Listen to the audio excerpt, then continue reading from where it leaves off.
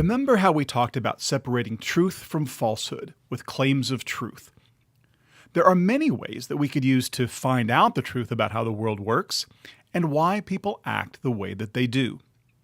We could appeal to authority and ask somebody who's really smart, like Aristotle. And then we have the scholastic system, built on revealed truth. Or we could ask a celebrity. And don't laugh. That stuff sells big time. Some people claim to have a magic book that tells them everything they need to know about the world. But the very best, most reliable method for understanding the world around us is the method of science. We call it the scientific method, and its beauty is that anyone can do it.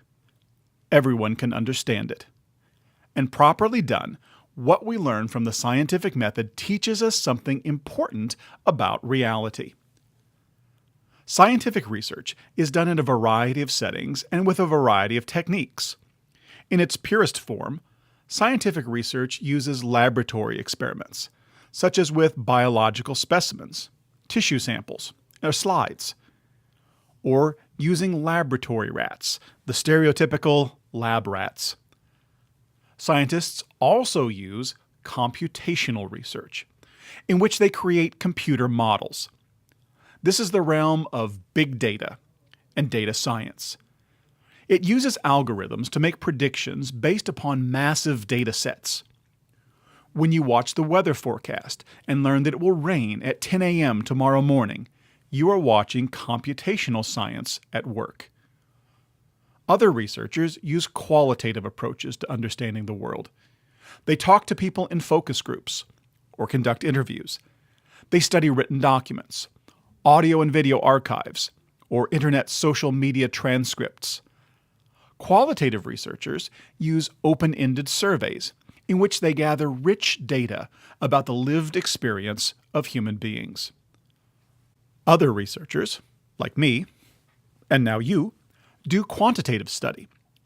We use numeric files, validated surveys, to quantify and better understand human behavior. The validated surveys allow us to use comparable measurements across multiple studies. Sometimes we use archival data that have been previously collected, and we re-examine those numbers using more complex statistical research models. Each of these are ways of studying reality, and they all contribute to our overall understanding of the world. I mentioned research models as part of quantitative scientific research. Following the observation of Kurt Lewin, the founding father of social psychology, that there's nothing so practical as a good theory, we create models of reality in science and then collect data to test our models. We continue to refine those models in response to what we learn from reality. And there's nothing so real as a good model. This is something that I learned from Dr. Todd Little at Stats Camp. You know, it's true. There really is a super nerdy summer camp called Stats Camp, where statisticians go to learn about stats.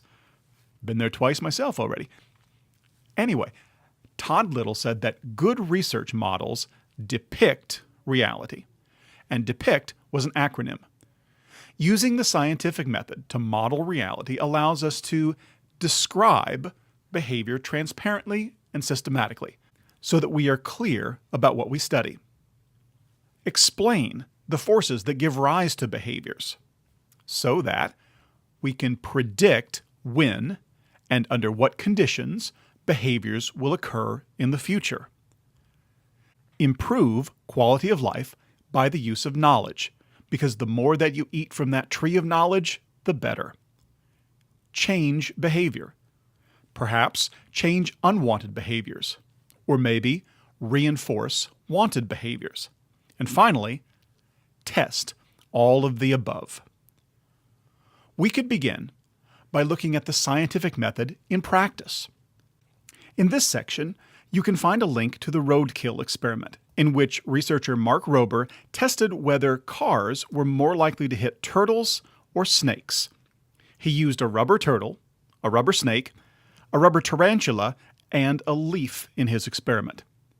The video is both entertaining and a little bit disturbing to know that there are a small number of sociopaths on our roadways who will go out of their way to run over turtles, even if they are rubber. As you watch the video, try to identify the independent variables, the dependent variable, experimental group, and control group.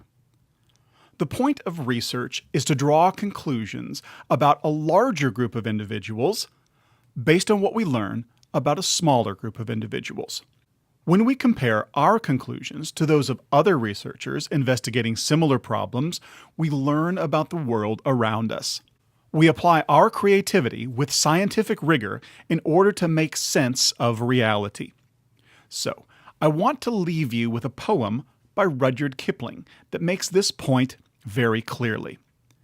It is from the story Elephant's Child in Just So Stories. I keep 6 honest serving men. They taught me all I knew. Their names are what, and why, and when, and how, and where, and who.